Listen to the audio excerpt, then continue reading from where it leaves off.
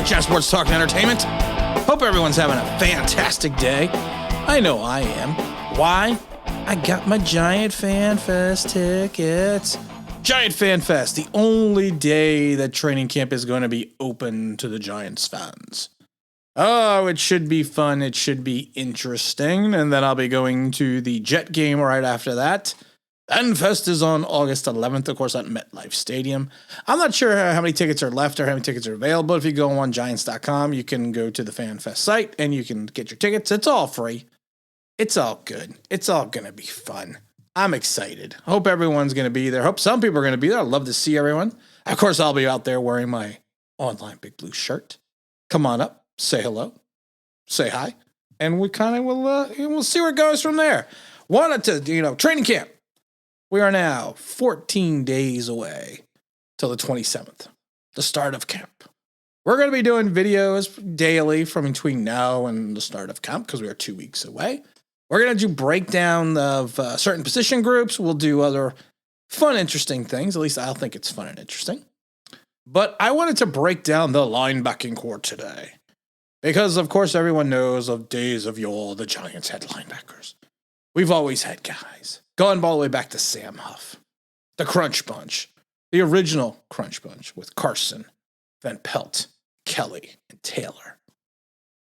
Love those names. Love the poster.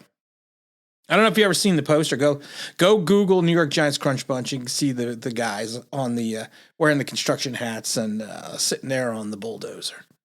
Great poster. Great freaking poster. But I want to talk about the 2021 Giant linebacking core as it stands right now. It's going to be, let's say, eclectic, to say the least, or to say the most. Because it's not Carson, Banks, Taylor, and Reasons. It's not Antonio Pierce. It's not Jesse Armstead. Hell, it's not Mike Barrows. It's Blake Martinez and the merry cast of others. Blake, of course, is the linchpin of the linebacking core. There's no doubt about that. His 150 plus tackles a year. He knows how to mop up the running back once it makes it into the second level. He plays his angles well. Does he have issues at times with coverage? Yes. He kind of from year to year goes up and down. Now, if you're going by his yearly statistics in reference to coverage, this should be a down year. Because, like I said, I think it was 4 years ago, he was 8th in the league, then dropped down to 27th or 28th, and he was back at 11. So, I mean, it's you know what? I never get into that because every year is different. But if you're going to start a linebacking core, and if you are going to pick a middle linebacker, Blake Martinez, in my mind, would be a guy that you would have to pencil in. He should have made the Pro Bowl. He plays the majority of the snaps. I think he played like 98% of the snaps last year. So if you're looking to fill if you're going to play a 3-4 and you're looking to fill linebacker spot number 1, you would start with Blake Martinez. After that, it gets, we'll say, interesting, to say the least. That's what she said. You have a lot of question marks. You have a lot of ifs. You have a lot of maybes. I have talked about this a million times. We need to go out and get someone like KJ Wright. And I've been saying it before all the pundits and talking heads decided to come around to the KJ Wright camp. I really did. Go watch the videos from months ago. And I love how everyone's looking like, ooh, I'm a genius. I said they should sign KJ Wright. Well, then you know what? I'm freaking the Einstein of the Giants because I said it 3 months ago. And people said I was a lunatic. People always think I'm a lunatic. You know what? F you. I think I'm a lunatic. F you. That's my new motto in life. Well, actually, it's not a new motto in life. It's been my motto for most of my life. But let's get into spots 2, 3, and 4. Carter Coughlin had an interesting season out of Minnesota. 6'3", 236 pounds. He's going to be, of course, his second season with the Giants. He came on the latter half of the season. And he may have showed what he could potentially be in that Seattle game. And I've said this before, and I've credited him multiple times with that Seattle game, because if he did not hold the edge against Russell Wilson, we would not have won that game. He came into the league with a lot of people showing him promise as potentially a pass rusher. And I don't see it. In minicamp, they moved him strictly to the linebacker position, which I find interesting. So like I said, they just moved him. He totally played in the linebacker position from going forward. He only had one sack last year. He only had 13 tackles. And it's amazing. He didn't have any tackles against the Ravens or the Cowboys. But I think, again, for a guy that only had 17 tackles, he has the potential.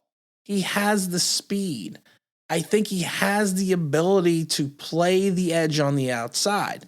Do I know if he's a permanent solution yet? No. It could have been a 3-game blip on the radar, but he's someone we need to look at. Other players we have, of course, are going to be Kevin Brown and TJ Brunson. I'm going to group these two guys together. I don't know if both are going to be on the team. Cam Brown is more of a physical specimen at 6'5", 233 pounds at Penn State. Has more of a pedigree than TJ Brunson coming out of South Carolina. Both played sparingly. I did not see anything to get overly excited about their rookie season. So I honestly think that one of these guys, if not both, are either going to be gone or on the practice squad. I think that's going to be interesting. If we're going to rely on Cam Brown and TJ Brunson to come in and start to fill in either the third or the fourth position, and we're going to have Carter Coughlin, we could be in trouble. Lorenzo Carter, coming off the Achilles, fourth year out of Georgia, 6'5", 255 pounds. People were saying that he was turning the corner before he got hurt. But a lot of people don't notice that his stats went down from that Steeler game where he had 6 tackles. He had 4 tackles and a sack against the Bears. Then he had 2 tackles against the 49ers. Then he had 2 tackles against the Rams. Of course, he got hurt in the Cowboy game.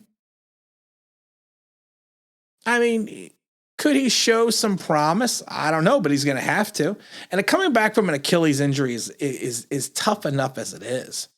That's just a tough injury to come back from, because you're using your lower part of your body, your legs, for your explosiveness to push off. So that's something we need to monitor. So I mean, it's not it fills in another if into the Giants' linebacking core solution. The other player we have, of course, is Tay Crowder, number 48, second year in the league, 6'3", 235 pounds out of Georgia. 7th round pick, 255 overall.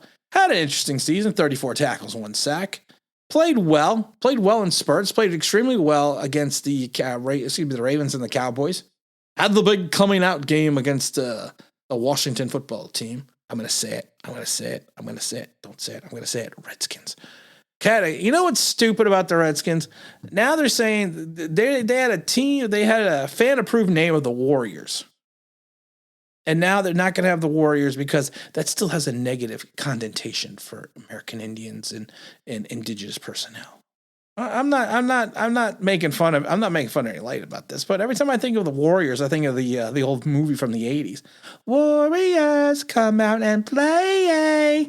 That's what I think. But of course, he had the big breakout game against the Washington team. He got hurt, came back against the Bengals in week 12. Had a nice progression. I could easily fill him into the third linebacking position for the New York Giants. I think he's got some interesting attributes, and I think he is a guy that can hold a starting position. And now we have to see, and we're still looking for the other starters. Devontae Downs, 25 years old, out of California, 6'2", 252 pounds, should never have been in the starting lineup.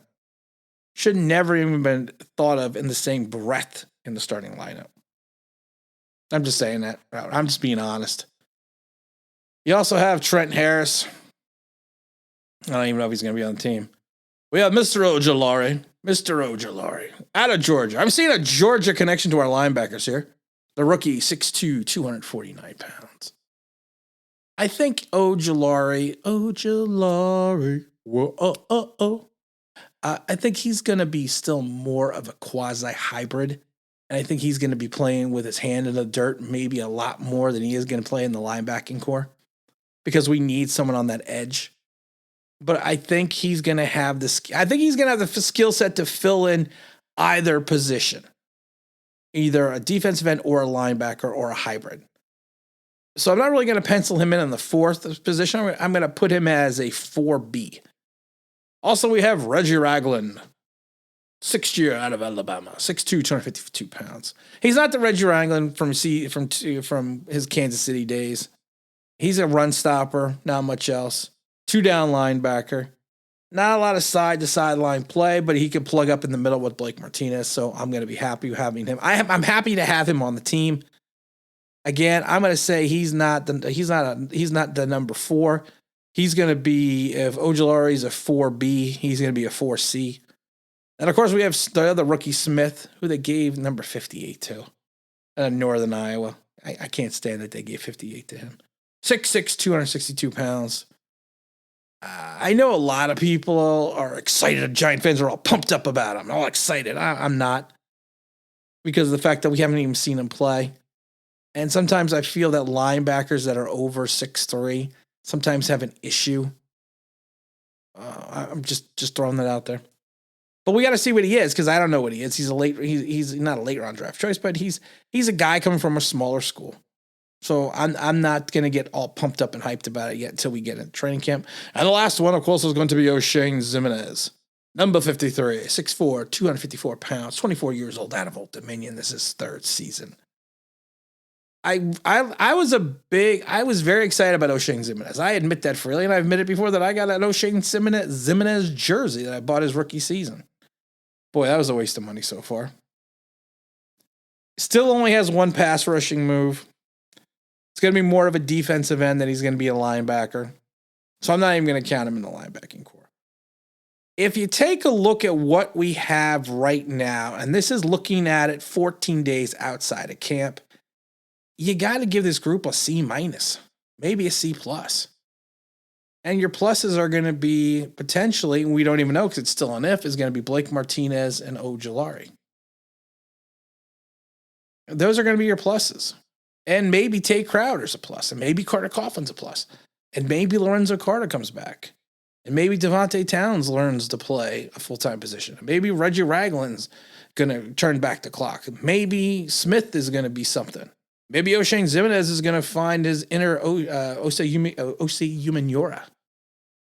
See what I'm saying? There's a lot of maybes in the linebacking core.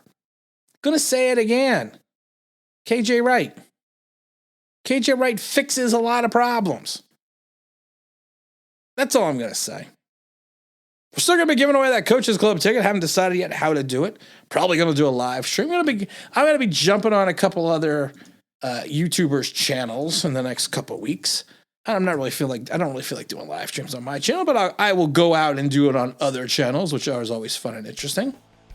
And again, this is Tim with Online Big Blue, bringing you the best of New York Giant sports talk and entertainment. And as always, if you can if you can subscribe, ring that bell, you know what that means. That'd be awesome.